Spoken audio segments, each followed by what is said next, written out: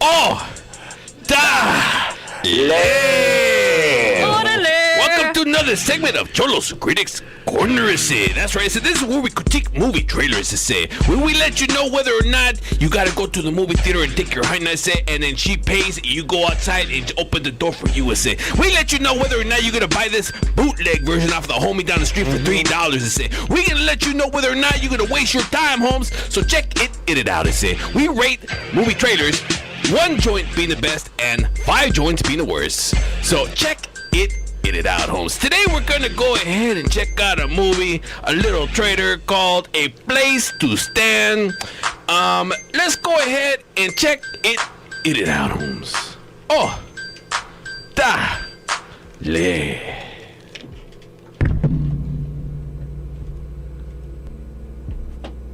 All right. Yeah, Holmes. órale. In Estancia, as a boy, Here we go. Oh, I there it watched is. red tractors crumble dirt.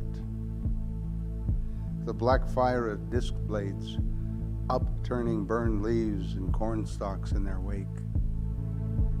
While I collected green and red commas of broken glass in my yard and romped in mud slop of fallen tomb trunks of cottonwoods that steamed in the dawn by the ditch. Then, the fairy tale of my small life. 1970s, there were people being stabbed and people being killed on a very regular basis. In the 70s, it was a pretty rugged place to be. There were a lot of killings going on.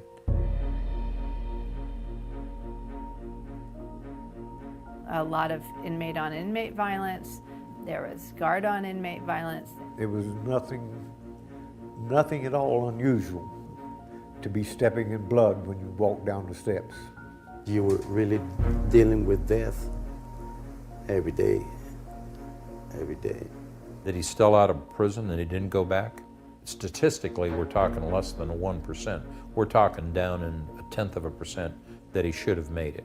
You know, he went to prison illiterate, abandoned, alone, angry, out of control, and came out of it a thoughtful, literary master of poetry and kind of sophisticated and spiritually grounded intellectual.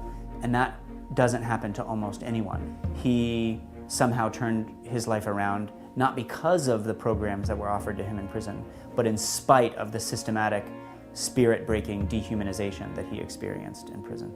Poetry, I don't think very many people are going to leave here and make a living writing poetry. Cardwell thought probably all literature was effeminate in some ways, and poetry was the worst. I think he had it out for people like Jimmy. He saw everything that Jimmy would do as a personal challenge to his authority.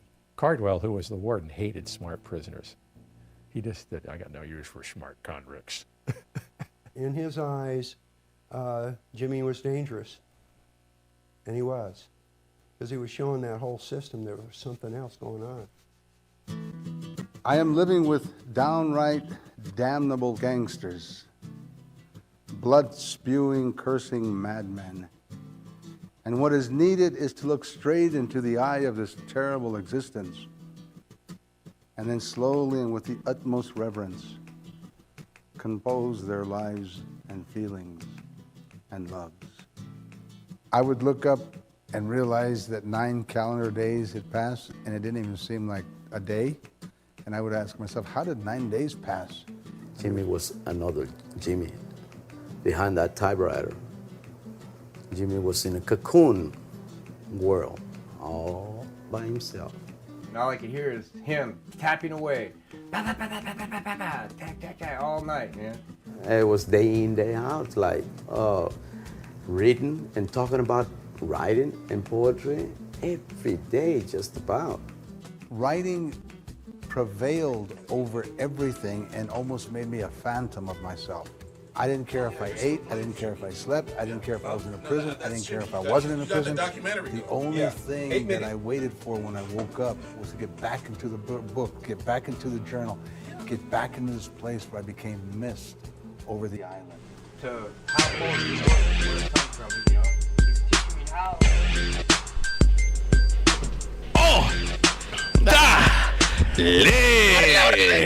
Hey, Miklo. Yes. Hey, Holmes, how many joints would you give this? 1 being the best and 5 being the worst, and why, you say? Well, check it out, Holmes. Just because it's Jimmy, is about to roll blood in, blood out. He already has credibility, dog. You know what I'm saying? It's like it's a given. You know what I mean? It's like a done deal. Signed in blood. You know what I mean? It's one joint for me, about that. What?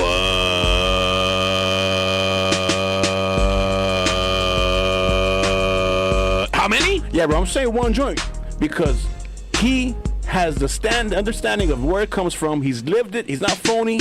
He knows what's up with the homeboys. He's actually done time.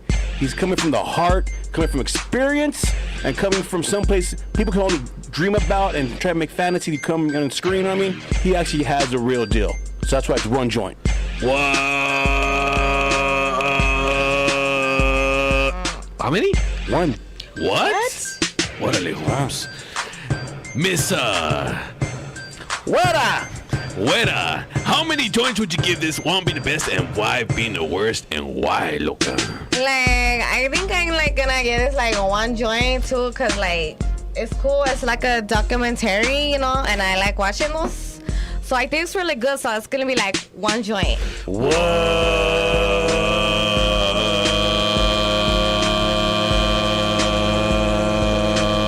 How many? It's like gonna be like 1 joint. What?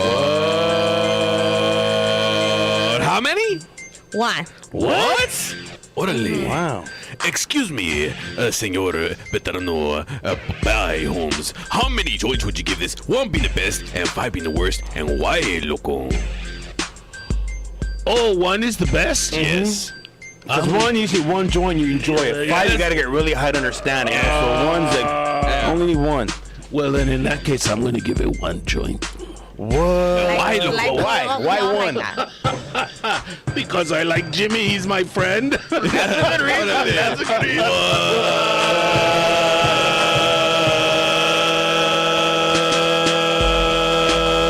How many? 1. How many? 1 big fat one. What? Hey, what the loco? I got a question for you, Holmes. What's up, is it? How many joints you gonna give it? 1 being the best, 5 being the worst, and por qué, loco? Okay, check it. Get it out. They say this movie had a lot of suspense. They say even though it's like a documentary, I wasn't sure what's gonna happen. They say, you know, and at the same time, I felt the sci-fi motion come right through me. They say, you know, the 3D action through the YouTube, it made me project like I just wanted to see nalgas. They say, wow. You know, like I just had a feeling. It said like somewhere some girl was gonna bend over his sister. Wow. I'm gonna have to go ahead and give this 1 joint. To say. No, I'm serious, man. 1 joint. What? I'm not playing, man. 1 joint. What? That's what I'm saying, man. Bro, well, check it out. They can go on Kindle and get it for $9.95, a hardcover for $13.73, a paperback for $11.91, or the audio download for free also on Amazon Prime. How can they get that? Amazon on your Kindle, or order it through a hardcover or Barnes & Noble also. Get it, man. That's like a place to stand. It's a good cause. A place to stand by Jimmy Santiago Baca. All right. The man who wrote Blood In, Blood Out. Yes. He's a true poet, man. And you know, speaking of a man of poetry, Holmes. Oh, wow. Ooh. Say Here we go. Okay. All right. Señor Popeye. Dígame. Carlos. I got a question for you, Ese. Ándale. What's your poem of the day, loco? Oh, my God. What's my poem of the day? You mean I got to recite a poem? Anything? No. Anything you want. Well, you know what? Start with up first. Start with the wet up. Let me show you. Yeah, start the wet up. Roger. Yes. What's your poem of the day, loco? Okay, check it out. So my poem of the day is gonna be about Mexican culture films. Mexican culture films played a huge role in my life. I was just a young morro, walking around in strife. Didn't know what to do. Thought I'd be a crazy vato and gangbang. Then I saw Blood In, Blood Out, and I said, hell no, that ain't my thing. I ain't going to jail. I'm not gonna get attacked and drop the soap. I'm gonna stay in school. I ain't no dope. See, I'm gonna graduate, cause that movie scared me shitless. I don't wanna be raped or drugged and come out kidless. No, I got a family, I got things to do, places to go, people to see. I got money to make legitimately. So none of this stuff that scared the crap out of me gang banging, shooting, killing people 1, 2, 3. I'm not a killer. I'm a lover. That's how it went down. Blood in, blood out. I love you, but not me. I'm down. Bye. Wow, that was deep. Thank you, Vaton. That was deep. Thank you. Miss Tyson Glaze, what's your poem of the day, loca? My poem of the day is my friends used to talk about that movie. Back in the day when I was in school, my friend Isabel said, "Have you seen this movie? It's cool." I'm like, "I don't know. Tell me about it." She said, "Blood in, blood out. That's what's about it." I said, "I never seen that. Do you know more?" She's like, "It's my brother and his friends times 4. You need to watch it because I like it the best. It's better than the rest. Now go inside and do your test. Watch the movie with me at home Friday night. That's where we like to eat popcorn." Yeah. Wow. She kept the same theme going. Wow. Right. If you about anything, Carnal. You Anything guys you are want. deep, man. Okay, now. Wow. This is like going back to the beatniks in, in the village in the 50s. That's right. Okay. What's your poem My of the day? poem is about being. Yeah. It's about being what you are meant to be. It's about finding your essence and living it freely. It's about finding the world here in Los Angeles and bringing in your people to be the best.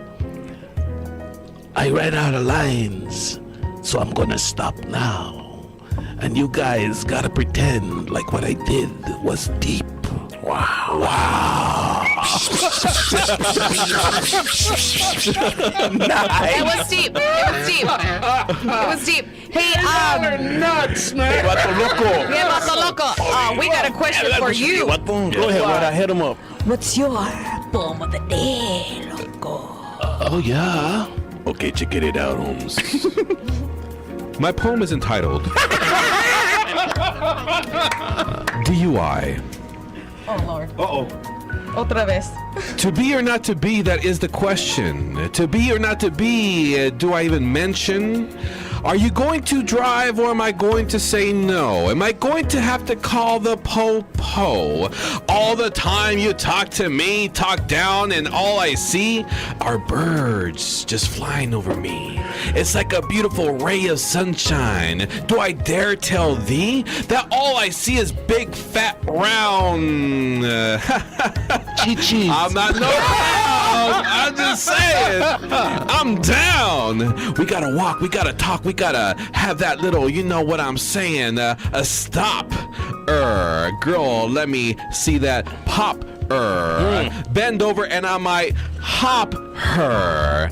And we'll be back after this. And we come back. Who do we got? Check it out, Holmes. Something special for you. Well, real quick. Real quick. Carlos, do you have a website to say? Okay, here's the deal. Or Twitter, we can follow you. Anything. How can we stay in contact? No. Well, if you really just want to look me up, you can just always go to IMDb and look me up and, get the stuff there. But I have my posse too. I have a producing group. We call ourselves Jack. It's Jack Productions. You can find that on the web. And we put on shows. We do things. We make films. In fact, right now I got 2 shorts that are doing the festival circuit right now. 2 pairs of shorts? Yeah, 2 pairs of shorts, man, and they're red. What festivals are you in? We just had a screening at the California International Women's Festival. We had one of the shows there. We're going to be coming up at New Filmmakers, which is a great organ. I had another a documentary that I directed a couple of years ago that ran at New Filmmakers, which was about It's called Art Galleries and Back Alleys. And it was about, do you know Self-Help Graphics in Boyle Heights? It's a really interesting, it's an arts organization, and it's a Chicano Arts. It started as a silk screening thing. It's been around for like over 40 years. And we did a project a couple of years ago where we got a car donated from Lexus. We got a Lexus, and we gave it to Self-Help and said, hey, turn this into a piece of art. And so Patsy Valdez, who's a very well-known Chicano painter, and Vial Reyes, if you don't know Vial, he's the king of what is now referred to as aerosol art. Okay. And Vial's a really hip guy, yeah. And he and Patsy turned this thing, they took this Lexus little hybrid, turned it into a piece of art, and I shot the whole thing and documented it. Director también. Yes, a director también, and got it out into the festival circuit, and we did well with that. And now we're following it up with these pair of shorts got going out Pair there of shorts.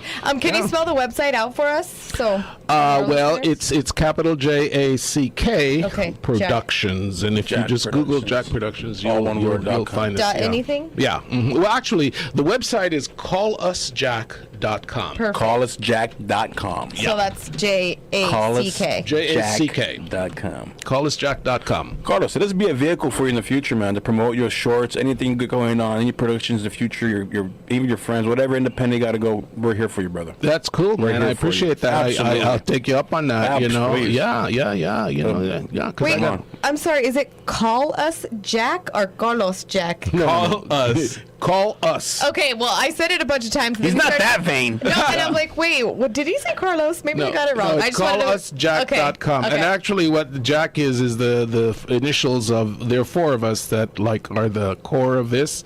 Jens, Annette, Carlos, and Kent. And it's our initials. Perfecto. So you just call us Jack. I love it. No, we spent a lot of time covering Blood In, Blood Out. Yeah. He's also in another big blockbuster movie. Yeah. You know?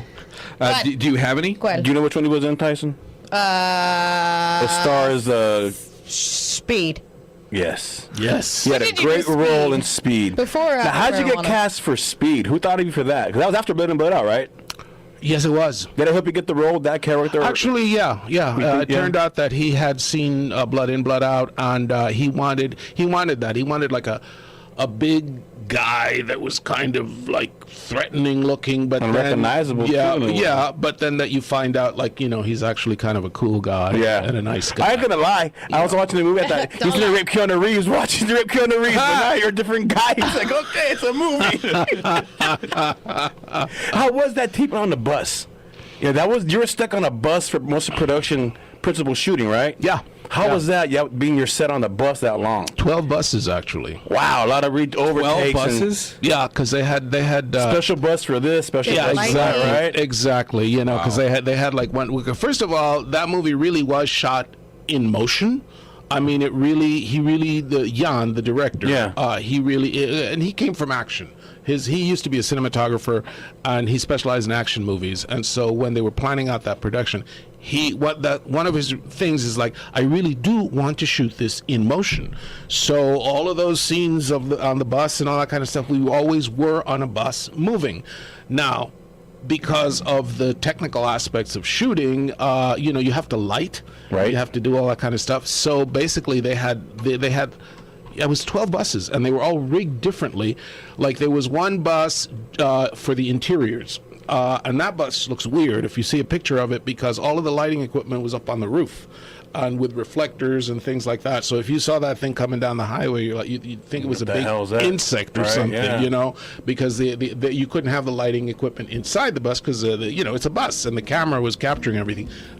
How to get the cameras in the buses, they were all rigged on the handrails that people hold when you get on the bus. So they put pulleys on those, so the cameras were rolling around, because you can't get a dolly inside of a bus. That's right. You know, they had to pop out the windshields.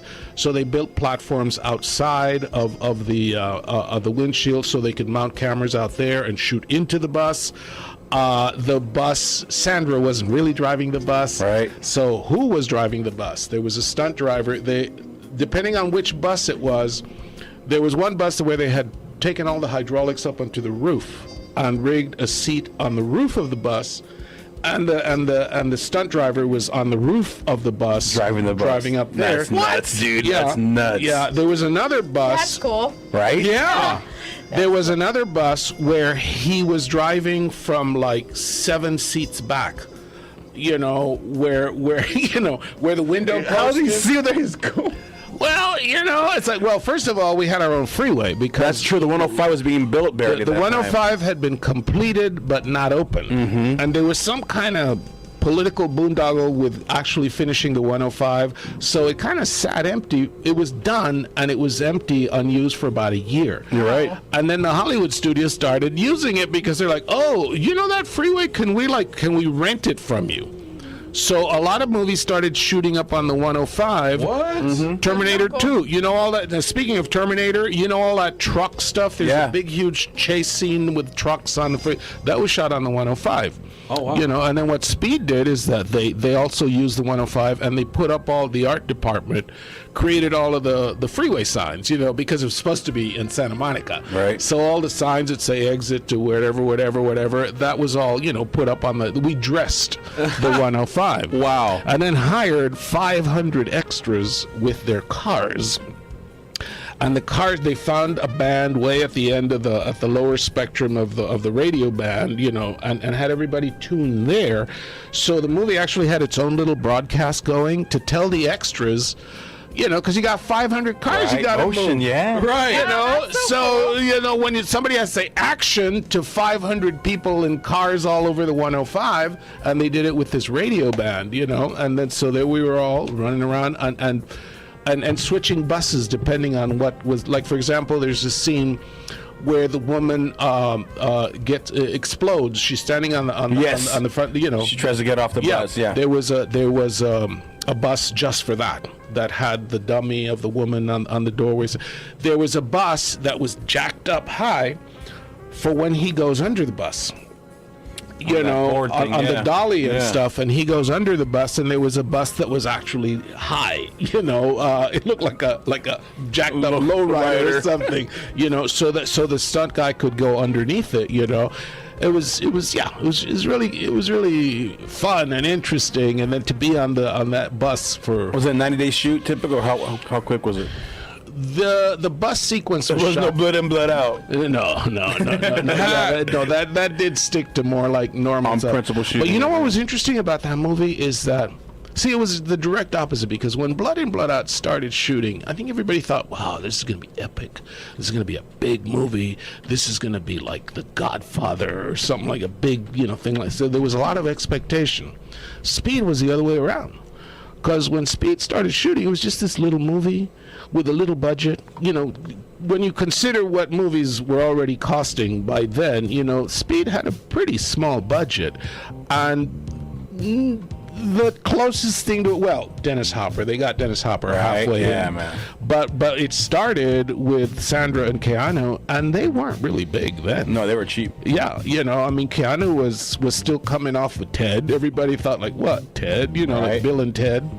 And Sandra had nothing really yet, right? Big, noticeable. I mean, that was big. Yeah, no, she had the biggest thing was my generation. I was a teenager. That's the first movie I remember her being at. For me, being a fan of cinema, that was her movie. You know what I mean? Yeah. I didn't start like in general. And Demolition Man, when did that come out? She had done Demolition Man. Yeah. Oh, okay. No, was it after? Yeah. I don't know. I know her from that. Demolition. Yeah, maybe. No, because she was in some science fiction thing before Speed, and then there was also there was some romantic comedy or something, but yeah, no, that was but see, what I'm saying is that when Speed started shooting, the expectations were kind of like, oh, we're gonna make this little action movie or whatever.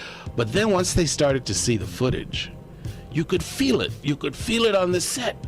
Suddenly it was like, oh, wait a minute, we got something here. Something's happening. And then the surefire sign is like, then the suits started to show up on the set, you know, and the studio people would start to show up and whatever, and they started putting more money into the film. And yeah, it was, you knew, that was one time where you knew when you were still shooting the movie. Is that a weird feeling, Carlos, when you see that happen before your eyes? It's a small budget, all of a sudden they start pumping money into it, and the suits are there, like, You're You know, like, as you as an actor there, if day one you're there. Day one it's like no big deal, you know, whatever. You're doing your thing. Yeah. Day 15 in the shoot, you're like, oh crap, these guys are here. The head of studio's here. Yeah. You know, what does that feel like? When you're, okay, they put more into the budget. Is that a surreal feeling? Like, okay, yeah. No, it does feel good. It's Right? like, yeah, it's like anything because you're part of a team, you know. And you're like, wow, we're going to this playoffs. We're going to the Super Bowl. It was like, you know, and they're backing us up, and it was it was exciting feeling. It was we knew before that movie opened. You had something. That something was going to happen with that. Yeah. Yeah, nice. Yeah, and it did. You know, it's like I get to say that I've been in a couple of like really significant, absolutely, because both of those films are gonna play forever. Iconic. One of them is iconic. Yeah. It's like going to the Super Bowl, like. Yeah. Right? You're like, I went to the Super Bowl twice. Yeah. I got the ring. Plus. And let me ask you a quick others. question. You've been in theater, you've been in TV, you've been in movies. Which one has the highest paying residuals? Film. Mm-hmm. Well, no, you have to qualify that. Because when you make a film, it's one thing. Mm-hmm.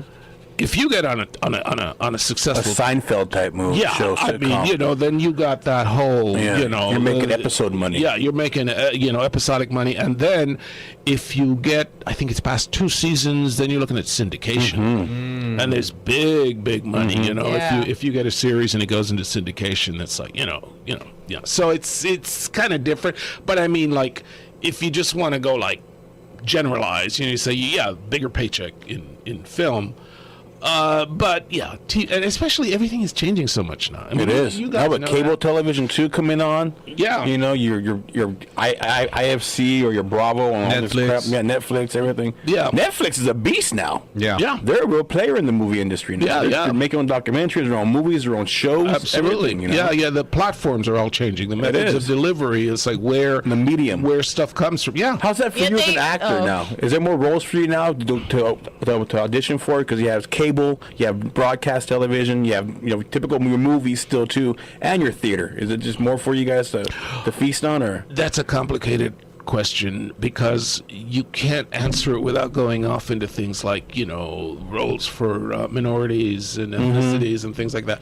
Well, for example, the last Oscar nominations, right? Not one minority was even nominated. Yeah. You know, I mean, it's still complicated. I've watched it changed a lot. You know, in the time that I've been in this business, I mean, I mean, you look around now, you got stuff like Jane the Virgin going on, and Fresh Off the Boat, and all of these sitcoms, and there's a lot more opportunity now. I mean, you know, when I first started, it was pretty rugged. It was, I mean, you know, so yeah, there's more, and plus, there's more. The whole landscape has changed, and a lot of it does have to do with this whole digital revolution, and that's not an exaggerated term in this context. That the whole digital thing really has changed the whole landscape of how you do things, how you can do things. The fact that, like, I'm directing and producing now much more, and I can. I mean, you know, I can go out and make a film. Anybody can. You know, for a few $1,000s. Right. There was a time when just the film stock alone, I mean, when you had to really shoot on film, you know, I mean, you know, you've all heard the stories about Robert Rodriguez, you know, selling blood to buy tails, you know, tail ends of reels and stuff like that. Because even for him, he was still having to shoot on film. Now, I mean, at Sundance this year, one of the featured films was shot completely on an iPhone. No. What? Yeah. A feature film just now at the Sundance. Look it up. You know, entirely shot on an iPhone 5. Wow. I mean, so, you know, what is that? So if you have an iPhone and a skateboard, you know, you don't need a Panavision camera and a dolly. I got a skateboard. I need your phone, though, Raj. Wow, that's amazing. Well, you know, we are so happy and excited to have you here. We love to have you on again, you know, but it's getting close to that time. And one last quick shout out to anybody who's tuning in right now. Oh my God! Well, I mentioned before Taylor Hackford. He's one of my favorite guys. I did a film with him a couple of years ago called Parker. I don't know if you saw that. Yes. Jason Statham. Yes. That's a great movie, man. Yeah, and it's like That boy can direct. yeah, Right, yeah. yeah. And there. Did he direct Parker? No, Taylor did. Taylor did, right? Taylor did, yeah. And that was cool. That was a cool experience, especially because I didn't have to do anything. He just phone rang one day and said, Taylor Hackford's doing a new movie. He wants you to be in it. And I'm like, wow. That is a cool thing. That is Yeah, a you great didn't have thing. to audition. Yeah, no. Wow. It's just like, come in and have a meeting, because he hadn't seen me for a while, and so we went in and you know what we did? What the audition was we were trading blood in, blood out stories. Wow. Yeah. Called us real quick. Yeah, you gotta go. But that's how we met. Okay, I was right here faxing something. He was doing the show by himself, and we started quoting Blood In, Blood Out, and we clicked like that. And that's we became because best. of my voice. We became friends over that. Seriously, true story. Wow. First day we met, we were quoting Blood In, Blood Out back and forth. Yeah. And we bonded over that. Together. I never did tell you. I was started telling you before what my favorite line was from the movie, because everybody likes the Chun Chun line. Yes. My favorite line is, tell him to kiss my pee-pee. Remember that? When Rico is like, what am I going to tell my parole officer? And it's like, tell him to suck my pee-pee. Oh, man, that's awesome, I'm dude. like, you know what? That's just comedy, man. It is. That's It just is. a comedy line. It is. See, and you know what, bro? You didn't grow up in L.A., so you don't know how the impact of Zodi's, robbing the Zodi's was. Oh, us yeah, growing yeah, up, you know what I mean? yeah. Uh-huh. That store was gone by 85, Wow. but, we were there all the time. That was in the movie, the Five Puntos, all that stuff hits home, Yeah, so yeah. For us Angelinos, it's really a special movie. I got to tell you something. I am actually making a documentary with Jimmy about the two of us. We shot this. That's part of what I was doing in New Mexico. Went down there, sat down with Jimmy, and we talked about our process. Because I interviewed him about writing, and he interviewed me about acting. And we got that in the works. Nice. Oh, wow. Yeah, when I have it cut, I'll come talk to you guys about it. Yes, Yeah, definitely. What you should think of doing is documentary on, like, you know how they have the Star Trek fans? Yeah. Do it on the Blood In, Blood Out culture. You know what I mean? Yeah. There's a lot of that in that piece that we're doing. Is there? Yeah. Because Jimmy and I. The world's You fascinating. gotta get them how on deep it camera goes. talking about their little story. Yeah. No. Because we spent time talking. I'm telling you, every time any of the players from Blood In, Blood Out get together, we spend time like actually talking in amazement, right, about the phenomenon of it. Because like that time when I went in to talk to Taylor, and I said we were trading Blood In, Blood Out, but it was stories about places that we've been. He was telling me about how him and his wife, Helen Mirren, Dame Helen, they were visiting an elementary school in London to talk to the young, kids about, education and stuff and whatever. And they're in London talking to these kids. And one of those kids pipes up and says, so, what was the deal with Blood In, Blood Out? And they wanted to talk all about Blood In, Blood Out. And then Taylor's like, wow, what's the deal? And I didn't tell you my story about being up on the Hopi Indian Reservation one time. We took a trip one time. We hired a guy to take us through the Navajo Reservation. And the Hopi Reservation is in the middle of the Navajo Reservation. It's up on a big mesa. And so, we'd been traveling for a couple of days, going through all the Navajo places and taking a lot of pictures because it's gorgeous out there. It's Monument Valley. It's all that, wonderful scenery. And we got the cameras out everywhere. Then the day we went to the Hopis, we're going up to the mesa, and our guide tells us, okay, guys, now you got to put the cameras away because the Hopis, they don't know from cameras. They don't allow that. It's against their religion. Blah, blah, blah, blah, blah, blah. So we're like, okay. Old tribe, right? Yeah, Old tribe. So we put everything away, and we go up to the Hopis. And part of what they do when they're up there is that they take you on a walking tour of the oldest, continuously inhabited pueblo on the North American continent. It's this thing, it's been there forever. And before you go on the walking tour, they put you in the community room and they give you a preparatory lecture about, we're going to see this, we're going to see that. So the person, our guide, was this short little Hopi lady.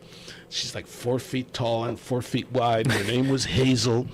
And she's telling us about, and you're going to see this and you're going to see that and where the spirits are and everything. And then just as we're leaving on the walking tour, she goes, I know you, right? I know you. And I'm like, well, I don't know. It's like, whatever. So, okay, fine. So we go on the tour and we go and we see all of the things and the bones and the thing and whatever.